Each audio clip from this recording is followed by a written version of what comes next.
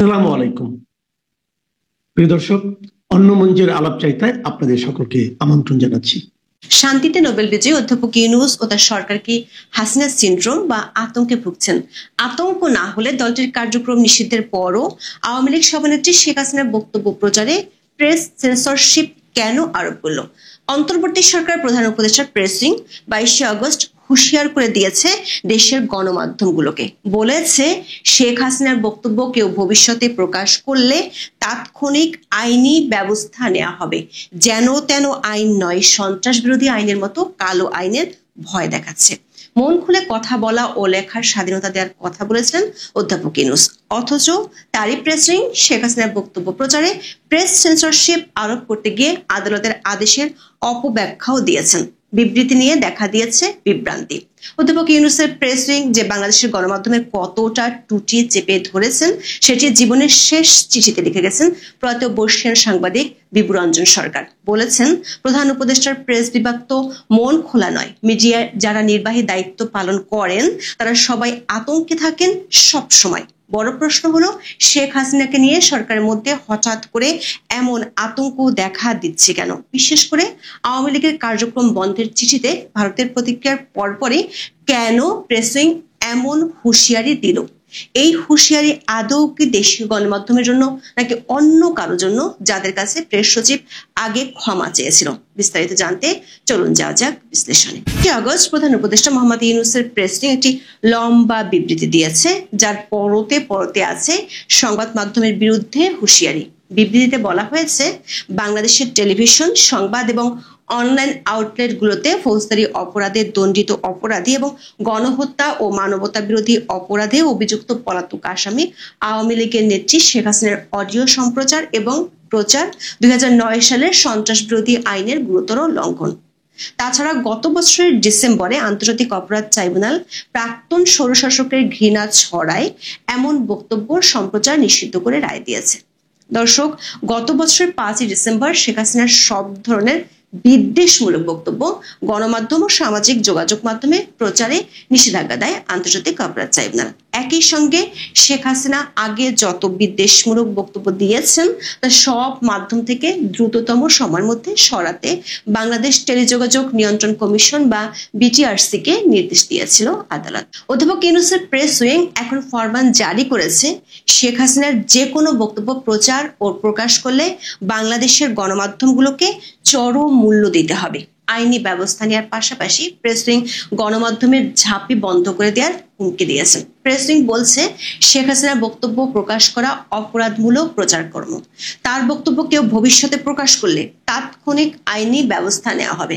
দর্শক, গত 5 ডিসেম্বর দেয়া আদালতের নির্দেশটি নিয়ে প্রশ্ন তুলেছিল বেশ কিছু গণমাধ্যম। বিবিসি বাংলা ও ডয়েচে ভেলে বাংলার দুটি প্রতিবেদনে প্রশ্ন তোলা হয়েছিল, বাংলাদেশের সাবেক প্রধানমন্ত্রী শেখ হাসিনার বিদ্বেষমূলক বক্তব্য প্রচারে নিষেধাজ্ঞা এবং সেগুলো সরানোর জন্য আদালত যে নির্দেশ দিয়েছে তা বাস্তবে কার্যকর করা কঠিন হবে।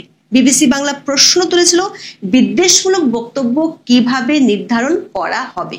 আইনজীবীদের দৃষ্টিতে এটি নির্ধারণ করা ও এই নিষেধাজ্ঞা বাস্তবায়ন করা কঠিন। বিবিসি বাংলা ওই খবরে প্রশ্ন তুলেছিল, শেখ হাসিনা যদি বক্তব্য দিতে গিয়ে অধ্যাপক মোহাম্মদ ইউনূসকে স্বৈরাচার বলেন, তাকে বিদ্বেষমূলক বক্তব্য হিসেবে গণ্য হবে? তার উত্তরে সুপ্রিম কোর্টের আইনজীবী শাহদিন মালিক বিবিসি বাংলাকে বলেন, আমার তো মনে হতে পারে মোহাম্মদ ইউনূস স্বৈরাচার। আপনার মনে হলো না যে এখন আপনার মনে হয়নি বলে আমি তাকে বলতে পারবো না। সুপ্রিম কোর্টের আরেক আইনজীবী অ্যাডভোকেট মঞ্জিল মোর্শেদ বলেছেন, সুনির্দিষ্টভাবে বিদ্বেষমূলক বক্তব্য খুঁজে বের করা কঠিন। আইনজীবী শাহদিন মালিকের মতে, কোনো আইনের অধীনে বিদ্বেষমূলক বক্তব্যকে সংজ্ঞায়িত করা সম্ভব না, অত্যন্ত দুষ্কর, তাই এটি কার্যকর হওয়ার কথা না। কিন্তু বাস্তবতা হলো, অধ্যাপক ইউনূসের প্রেস উইং কোনটি বিদ্বেষমূলক বক্তব্য আর কোনটি নয় তা নির্ধারণে ব্যর্থ হয়ে এবার টুটি চেপে ধরতে চায় গণমাধ্যমের। গত ডিসেম্বরে গণমাধ্যমগুলোর মধ্যে এমন আশঙ্কা ছিল, সেটি এখন সত্যি হলো। স্বাধীন মালিক গত 7 ডিসেম্বর বিবিসি বাংলাকে বলেছিল, আপনি যে ব্যাখ্যাই দেন না কেন, কে কি বলতে পারবে আর কি পারবে না, ওইখানে যাওয়াটাই বাক স্বাধীনতার পরিপন্থী। এগুলো গণমাধ্যমকে কোণঠাসা করার প্রক্রিয়া। কি ছাপানো যাবে কি যাবে না বললে তো এর কোনো শেষ নেই। স্বাধীন মালিক সহ একাধিক আইনজীবীর আশঙ্কাই শেষ পর্যন্ত সত্যি হলো। আবার 2009 সালে যে সন্ত্রাস দমন আইনের দোহাই দিচ্ছে তারও অপব্যাখ্যা দিচ্ছে প্রেস উইং। আওয়ামী লীগের কার্যক্রম নিষিদ্ধ সংক্রান্ত প্রজ্ঞাপনটি জারি করা হয় বাংলাদেশ সরকারের স্বরাষ্ট্র মন্ত্রণালয় থেকে গত 12 মে। সন্ত্রাস বিরোধী আইনের আওতায় এই প্রজ্ঞাপনটি জারি করা হয় তখনই দুটি বিতর্ক উঠেছিল। প্রথমটি হলো সন্ত্রাস দমন আইনে কোনো দলের কার্যক্রম নিষিদ্ধের সুযোগ নেই, দলের কার্যক্রম নয় দলকে নিষিদ্ধ করার সুযোগ আছে। দ্বিতীয়টি হলো গণমাধ্যমের আওয়ামী লীগ নিয়ে সংবাদ, মতামত ও বিশ্লেষণ প্রকাশ করা যাবে কিনা। তখন সরকারের পক্ষ থেকে দাবি করা হয়েছিল আওয়ামী লীগ এর কোনো কর্মকাণ্ড, দলটি সম্পর্কে সরকার গৃহীত বিভিন্ন পদক্ষেপের যৌক্তিক, গঠনমূলক বা আইনানুগ বিশ্লেষণ বা মতামত প্রদান ওই প্রজ্ঞাপন দ্বারা খণ্ডিত করা হয়নি। দর্শক, বাংলাদেশের কোনো গণমাধ্যম যদি এখন শেখ হাসিনার কোনো কর্মকাণ্ড বা বক্তব্য নিয়ে গঠনমূলক এবং বিশ্লেষণধর্মী প্রতিবেদন তৈরি করতে চায় তাহলে সেখানে তো শেখ হাসিনার বক্তব্য প্রচার করতে হবে। সেক্ষেত্রে শেখ হাসিনার বক্তব্য প্রচার করা যদি নিষিদ্ধ হয় তাহলে সমালোচনা নিষিদ্ধ হয়ে গেল না তো? আবার সরকারি সংস্থাগুলোর পক্ষ থেকে শেখ হাসিনার অডিও লিক করে গণমাধ্যমে পাঠানো হয়, সেগুলো প্রচার হয়। এখন কি এসব অডিও প্রচার করা যাবে? দর্শক, শেখ হাসিনা দিল্লি থেকে নিয়মিত দলীয় নেতাকর্মীদের উদ্দেশ্যে অডিও বার্তা দেন, কখনো কখনো লাইভে অংশ নেন। সেগুলোর বেশিরভাগই বাংলাদেশের গণমাধ্যমে প্রচারিত বা প্রকাশিত হয় না। তাহলে হঠাৎ করে কেন প্রেস উইং এর পক্ষ থেকে গণমাধ্যমের ঝাঁপি বন্ধ করে দেওয়ার হুমকি দেওয়া হলো? প্রশ্ন উঠেছে, সরকারের মধ্যে কি শেখ হাসিনা ভীতি ব্যাপকভাবে ছড়িয়ে পড়ছে? সরকারের একাধিক সূত্র বলছে প্রক্রিয়াটি একেবারে হঠাৎ নয়। বিবিসি বাংলায় গত 8 আগস্ট একটি খবর প্রকাশ করে, যেটির শিরোনাম ছিল কলকাতায় পার্টি অফিস খুলে আওয়ামী লীগের কার্যক্রম চলছে কিভাবে। খবরটিতে দাবি করা হয় কলকাতায় একটি বাণিজ্যিক ভবনে আওয়ামী লীগের নেতাকর্মীদের অফিস আছে, সেখান থেকে দলীয় কর্মকাণ্ড পরিচালিত হচ্ছে। যদিও আওয়ামী লীগের পক্ষ থেকে এর প্রতিবাদ জানানো হয়েছে। দলটি বলছে কলকাতা ও দিল্লি সহ ভারতের কোথাও আওয়ামী লীগের কোনো অফিস নেই। কিন্তু এরই মধ্যে বাংলাদেশ সরকারের পররাষ্ট্র মন্ত্রণালয়ের পক্ষ থেকে ভারত সরকারকে চিঠি দেওয়া হয়। বাংলাদেশ সরকারের বক্তব্য, দুদেশের সম্পর্ক বজায় রাখতে ভারত সরকার উচিত বাংলাদেশ বিরোধী কার্যক্রম বন্ধে কঠোর পদক্ষেপ নেওয়া। কিন্তু ভারতীয় পররাষ্ট্র মন্ত্রণালয়ের জবাবে এ ধরনের অভিযোগ ভিত্তিহীন বলে উড়িয়ে দিয়েছে। উল্টো নালিশ করেছে ভারত সরকারকে অস্বস্তিতে ফেলতে কাল্পনিক অভিযোগ করা হচ্ছে। এই ধরনের ভিত্তিহীন অভিযোগই বরং দুদেশের সম্পর্কের অবনতি হতে পারে। আরো এক ধাপ এগিয়ে ভারত সরকার বাংলাদেশে অবাধ, সুষ্ঠু ও অংশগ্রহণমূলক নির্বাচন দাবি করেছে। দর্শক, বাংলাদেশ সরকার অভিযোগে গা করা তো দূরে থাক, তার ঠিক একদিন পর মানে 21 আগস্ট দিল্লি থেকে শেখ হাসিনা অনলাইনে দলের কেন্দ্রীয় কমিটির সাথে সভা করেছেন। ভারতীয় সংবাদ মাধ্যম দ্য ওয়ালের খবরে বলা হয়েছে, বাংলাদেশ সরকার ভারতে বসে আওয়ামী লীগের কার্যকলাপ নিয়ে আপত্তি তোলার পর দিন দলের কেন্দ্রীয় কমিটির বৈঠক করেন শেখ হাসিনা। দেশ ছাড়ার পর দলের সাথে প্রথম কেন্দ্রীয় কমিটির সাথে বৈঠক করেছেন। সরকারের ভিতরে থাকা আরেকটি সরকার মনে করছে দিল্লিতে বসে শেখ হাসিনা দল গোছাচ্ছেন। আওয়ামী লীগ এমনকি দলটির অঙ্গ সংগঠনের নেতাদের ডেকে নিয়ে বৈঠক করছেন, সেসব খবর গণমাধ্যমে উঠে আসছে। সরকার একাধিক সূত্র বলছে বাংলাদেশি গণমাধ্যমগুলোকে নিয়ে সরকারের বা তার প্রেস উইং এর ভয় কম বলতে গেলে নেই, কারণ টেলিফোনের মাধ্যমে বা হুমকি দিয়ে দেশীয় গণমাধ্যমগুলোকে নিউজ প্রকাশ করা থেকে বিরত রাখা সম্ভব। তার প্রমাণও উঠে এসেছে সদ্যপ্রয়াত সাংবাদিক বিভুরঞ্জন সরকারের খোলা চিঠিতে। নিরুদ্দেশ হওয়ার আগে 21 আগস্ট বর্ষিয়ান সাংবাদিক বিভুরঞ্জন সরকার বিডি নিউজ 24 কে একটি খোলা চিঠি লিখেছিলেন। বিভুরঞ্জন সরকারের জীবনের এই শেষ চিঠিতে উঠে এসেছে কিভাবে সরকারের প্রেস উইং গণমাধ্যমের উপর প্রেস সেন্সরশিপ চালাচ্ছেন। তিনি লিখেছেন, গত বছর সরকার পরিবর্তনের পর গণমাধ্যমের অবস্থা আরো কাহিল হয়েছে। মন খুলে সমালোচনা করার কথা প্রধান উপদেষ্টা বলেছেন, কিন্তু তার প্রেস বিভাগ তো মন খোলা নয়। মিডিয়ার যারা নির্বাহী দায়িত্ব পালন করেন তারা সবাই আতঙ্কে থাকেন সবসময়। কখন না কোন খবর বা লেখার জন্য ফোন আসে, তুলে নিতে হয় লেখা বা খবর। দর্শক, সাংবাদিক বিভুরঞ্জন সরকারকে নিয়ে থাকছে আমাদের পরবর্তী ভিডিও। দর্শক, বিভুরঞ্জন সরকারের চিঠির এই কয়টি লাইন থেকে পরিষ্কার দেশীয় গণমাধ্যমগুলো অধ্যাপক ইউনূসের মাথা ব্যথার কারণ নয়। কারণ হলো বিদেশি সংবাদ মাধ্যমগুলো, বিশেষ করে বিবিসি বাংলা ও ডয়েচে ভেলে বাংলাকে নিয়ে যত দুশ্চিন্তা। এর আগে ফেব্রুয়ারিতে প্রধান উপদেষ্টার প্রেস সচিব শফিকুল আলম বিবিসি বাংলাকে শেখ হাসিনার ফ্যান বলে মন্তব্য করে পোস্ট দিয়েছিলেন। সেই পোস্টে তিনি দাবি করেছিলেন বিবিসি বাংলা শেখ হাসিনার জন্য একটি নিখুঁত প্ল্যাটফর্ম দিয়েছে। তিনি প্রশ্ন করেছিলেন বিবিসি বাংলাকে কখনো নির্বাসিত বিএনপি নেতা তারেক রহমানকে একই রকম প্ল্যাটফর্ম দিয়েছে? কিন্তু বিবিসি বাংলা তারেক রহমানের বক্তব্য প্রচার করেছিল। এরই মধ্যে অতি কথনের জন্য সুপরিচিত শফিকুল আলম পরদিনই প্রকাশ্যে বিবিসির কাছে ক্ষমা চান। লেখেন, বিবিসি বাংলার সংবাদ নিয়ে আমার সাম্প্রতিক বক্তব্যের জন্য আমি ক্ষমা প্রার্থী। আমি আমার বক্তব্য সংশোধন করতে চাই। সরকার একাধিক সূত্র বলছে শেখ হাসিনার বক্তব্য কিংবা আওয়ামী লীগ নিয়ে বিদেশি গণমাধ্যমগুলোতে খবর প্রচার হওয়ায় নাখোশ সরকার সমর্থকরা। সরকারি কিংস পার্টি এনসিপি থেকে এ নিয়ে সরকারকে গত ফেব্রুয়ারিতেই ব্যবস্থা নেওয়ার জন্য চাপ দিয়েছিল, কিন্তু আন্তর্জাতিক সমালোচনার ভয়ে সরকার এ বিষয়ে ব্যবস্থা নেয়নি। তখন এনসিপির পক্ষ থেকে ফতোয়া দেওয়া হয়েছিল ভাষণ প্রচার করলে শেখ হাসিনাকে সহযোগিতা করছে বলে ধরে নিতে হবে। সরকারি সূত্রগুলো বলছে সরকারের কয়েকজন উপদেষ্টা ও কিংস পার্টির নেতাদের দুর্নীতি আর মব সন্ত্রাসে সরকারের ত্রাহি ত্রাহি অবস্থা, জনপ্রিয়তা শূন্যের কোটায়। এর মধ্যে আওয়ামী লীগ নিজেদের গুছিয়ে নিচ্ছে। এমন পরিস্থিতিতে আওয়ামী লীগের খবর গণমাধ্যমে, বিশেষ করে বিদেশি সংবাদ মাধ্যমে আসতে থাকলে দলটি নিষেধাজ্ঞার বিষয়ে আন্তর্জাতিক চাপ আসতে পারে। এরই মধ্যে আওয়ামী লীগের পক্ষ থেকে লন্ডনে ডাউটি স্ট্রিট চেম্বারের দুজন আইনজীবী দলটি নিষেধাজ্ঞার বিষয়ে পদক্ষেপ নিতে জাতিসংঘের 3টি সংস্থাকে চিঠি দিয়েছে। সরকার বুঝতে পারছে অনলাইন ও সংবাদ মাধ্যমে আওয়ামী লীগকে ঠেকানো কঠিন হবে। এ কারণে প্রেস উইং এর পক্ষ থেকে গণমাধ্যমকে ঝাঁপি বন্ধের হুমকি দিয়ে রেখেছে। প্রশ্ন হলো, এর আগে সাংবাদিকদের নামে দেদারসে হত্যা মামলা দিয়ে প্রেস অ্যাক্রিডিটেশন কার্ড বাতিল করে সাংবাদিকদের চাকরি খাইয়েও তেমন বিশেষ সুবিধা করতে পারেনি সরকারের প্রেস উইং। এখন নতুন হুমকিতে কি খুব বেশি কাজ করবে? এখন এই পর্যন্ত। আসসালামু আলাইকুম। ডক্টর ইউনূস সরকার একের পর এক ভুল পদক্ষেপ নিচ্ছে। কোন সরকার যখন কর্তৃত্ববাদী হয়ে ওঠে, স্বৈরাচার হয়ে ওঠে, তখনই সেই সরকারগুলো ভুল পদক্ষেপ নিতে বাধ্য হয় অথবা ভুল পদক্ষেপের মধ্যে যায়। আর ডক্টর ইউনূস সরকার সম্পর্কে তো এখন অনেকেই খুব খোলামেলা মন্তব্য করছেন যে এই সরকার নিজেই ফ্যাসিবাদী হয়ে উঠেছে, তো তার জন্য তো ভুল পদক্ষেপ গ্রহণ করাটা খুবই স্বাভাবিক।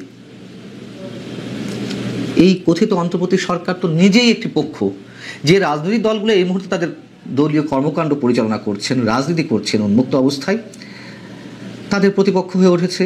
আবার ডক্টর ইউনূস সরকারের প্রধান প্রতিপক্ষ নিঃসন্দেহে আওয়ামী লীগকে ঠেকানোর জন্য, দমনের জন্য যা যা করার করছে, তাদের বিরুদ্ধে অবশ্য অনেক অভিযোগ রয়েছে।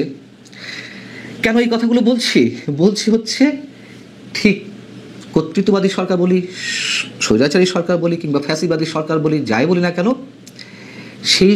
সেই সরকারগুলোর চরিত্র অনুযায়ী আরেকটি পদক্ষেপ গ্রহণ করেছে। গণমাধ্যমগুলোর উদ্দেশ্যে তারা একটি বিবৃতি দিয়েছে। কি বিবৃতি?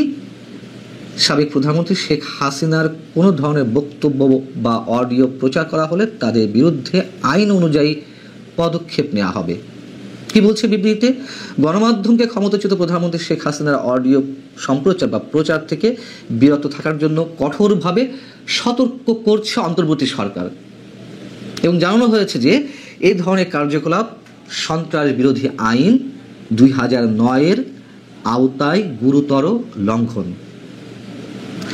আচ্ছা, বলুন তো একটু, যে এই যে নির্দেশনাটি হতে পারে আইনের মধ্য থেকেই তারা এই নির্দেশনাটি দিয়েছে, কিন্তু এই যে অবাধ তথ্য প্রবাহে, মানে আমি বলছি না যে সরকার যে অবাধ তথ্য প্রবাহের সুযোগ সৃষ্টি করেছে, গ্লোবালি এই ইনফরমেশন টেকনোলজির যুগে কোনো ধরনের টেকনোলজি রিলেভেন্ট এই ধরনের বক্তব্য প্রচার বন্ধ করা যায়?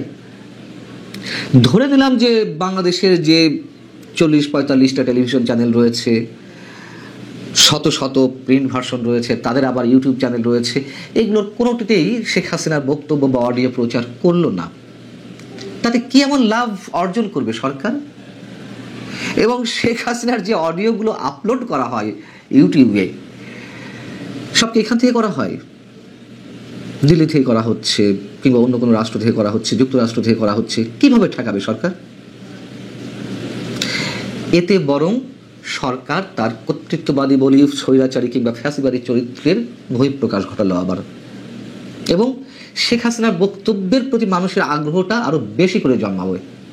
যেহেতু টেলিভিশন চ্যানেলগুলো প্রচার করবে না, বা পত্রিকাগুলোর বা এই টেলিভিশন চ্যানেলগুলোর যে ইউটিউব চ্যানেলগুলো রয়েছে সেইগুলোতে প্রচার হবে না, মানুষ খুঁজে নেবে অন্য অন্য জায়গা থেকে, দেখে শেখ হাসিনা কি বললো আজকে, সেখানে হিট পড়বে বেশি এবং প্রচারও বেশি হবে। আমরা দেখেছি যে এই যে দুদিন আগে আরও একটি ভুল পদক্ষেপ নিয়েছিল, আওয়ামী লীগের দলীয় কার্যালয় খোলা হয়েছে নাকি দিল্লিতে কিংবা কলকাতাতে, এমন একটি খবর ছড়িয়ে পড়লো, বিভিন্ন গণমাধ্যমে এলো, আন্তর্জাতিক গণমাধ্যম বিবিসি বাংলা সহ।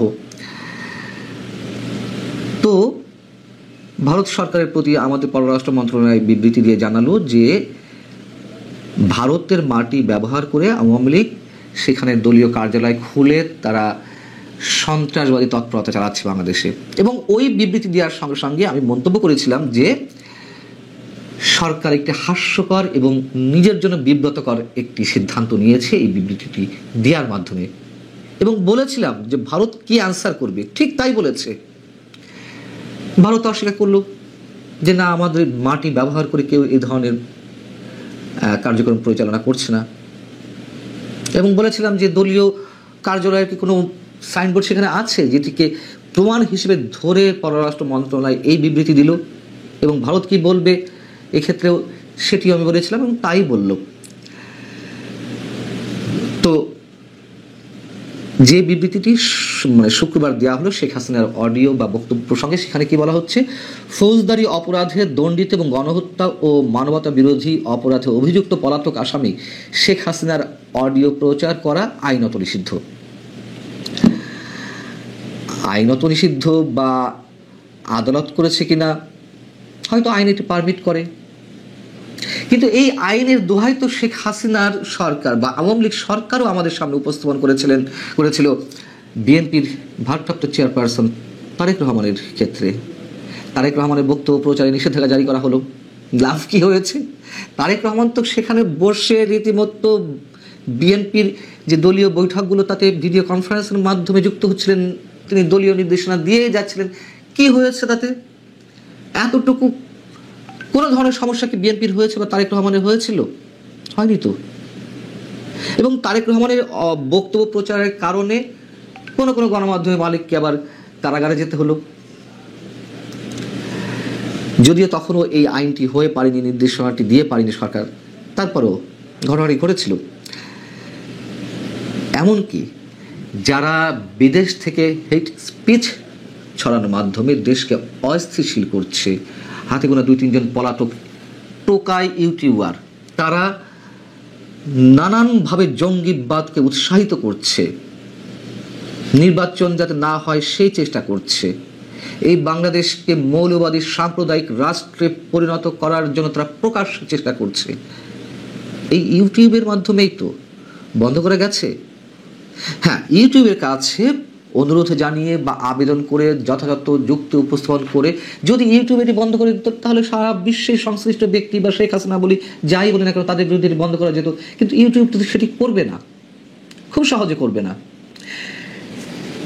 যে বিবৃতিটি সরকারের পক্ষ থেকে দেওয়া হয়েছে সেখানে আবার মনে করিয়ে দেওয়া হচ্ছে এর আগে গত বছরের ডিসেম্বরে আন্তর্জাতিক অপরাধ ট্রাইব্যুনাল সাবেক এই স্বৈরাচারের ঘৃণামূলক বক্তব্য সম্প্রচার নিষিদ্ধ করেছিল। আদালতের নির্দেশনা নিয়ে আমি কিছু বলতে চাই না, তবে শেখ হাসিনা সরকারের সময় আদালতগুলোকে তো ক্যাঙ্গারু কোর্ট বলা হতো, তাই না? কেন বলা হতো? ফরমায়েশি রায় দিত কোনো বিচারক, তো সেই ফরমায়েশি রায় বা ফরমায়েশি যেই নির্দেশনাগুলো দেওয়া হতো শেখ হাসিনা সরকারের সময় ক্ষেত্র বিশেষ, সেগুলো কি একেবারে এখন বন্ধ হয়ে গেছে? শুধু এই প্রশ্নটি করলাম। তো বলা হচ্ছে যে ভবিষ্যতে যদি কেউ শেখ হাসিনার বক্তব্য প্রকাশ করে তাহলে তাৎক্ষণিক আইনি ব্যবস্থা নেওয়া হবে, এবং একই সঙ্গে বলা হচ্ছে প্রধান উপদেষ্টা অধ্যাপক মোহাম্মদ ইউনূসের নেতৃত্বে অন্তর্বর্তী সরকার ন্যায় বিচার, জবাবদিহি ও গণতান্ত্রিক অখণ্ডতার উপরে ভিত্তি করে বাংলাদেশকে ভবিষ্যতের দিকে পরিচালনা করছে। এবং সত্যিকার অর্থে একটি অবাধ সুষ্ঠু নির্বাচনের জন্য প্রস্তুতি নিচ্ছে। এই কথাগুলোর সঙ্গে বিন্দু মাত্র আমি একমত পোষণ করি না, করার সুযোগ নেই কোনো। কিসের গণতন্ত্র, কিসের নির্বাচন? এটা কোনো অংশগ্রহণমূলক নির্বাচন হবে? হবে না। সবসময় তো বলে আসে যদি হয় তাও নির্বাচন। আমি নিজে কনফিউজড যে হবে কিনা, এবং মোটামুটি ধরে নিয়েছি যে ডক্টর মোহাম্মদ ইউনূস সরকার কোনো ধরনের নির্বাচন করতে পারবে না বা দিবেও না। যাই হোক, ধরে নিলাম যে নির্বাচন হলো, কিন্তু সেই নির্বাচন কতটা প্রশ্নাতীত হবে? আওয়ামী লীগ তো এখনো পর্যন্ত নিষিদ্ধ হয়নি, তাই না? রাজনৈতিক কার্যক্রম নিষিদ্ধ হয়েছে, তারপরেও তাদেরকে কোনো ধরনের কার্যক্রম করতে বাধা দেওয়া হোক, সেটিও ভালো কথা। কিন্তু আওয়ামী লীগ করতো ওই ব্যক্তি, আওয়ামী লীগের সঙ্গে সংশ্লিষ্ট ছিল, তাকে ধরেই তো প্যাদানি দেওয়া হচ্ছে, প্যাদানি দিয়ে কারাগারে ঢুকানো হচ্ছে। এবং আওয়ামী লীগ সম্পর্কে এক এক সময় এক এক কথা বলা হয়েছে। ডক্টর মোহাম্মদ ইউনূস সাহেব তিনি নিজেই এক এক সময় এক এক ধরনের মন্তব্য করেছেন গণমাধ্যমে, বিভিন্ন সাক্ষাৎকারে। বিবিসি একটি ইন্টারভিউ করেছিল, যখন বলা হলো যে তাহলে কি আওয়ামী লীগ নির্বাচনে অংশ নিতে পারবে, তখন তিনি বললেন এটা নির্বাচন কমিশন দেখবে। আবার তিনি বললেন এটা রাজনৈতিক দলগুলো সিদ্ধান্ত নেবেন। একই ইন্টারভিউয়ে হরেক ধরনের মন্তব্য। আবার কখনো কখনো তিনি চুপ ছিলেন। অথবা এই যে বিষয়গুলো সব কিছু একেবারে জগা খিচুড়ি পাকিয়ে ফেলছে ডক্টর ইউনূস সরকার, আমাদের আশঙ্কা হয় যে সত্যিই এই সরকারের পতনের সময়টি ত্বরান্বিত হচ্ছে কিনা। এবং যে সিদ্ধান্ত নিয়েছে একেবারে নিজের জন্য, সরকারের নিজের জন্য একটা ভুল সিদ্ধান্ত, একেবারে স্পষ্টভাবে তার ফ্যাসিবাদী চরিত্র, কর্তৃত্ববাদী মনোভাবে বহিঃপ্রকাশ ঘটছে গণমাধ্যমের প্রতি এই ধরনের নির্দেশনা দিয়ে।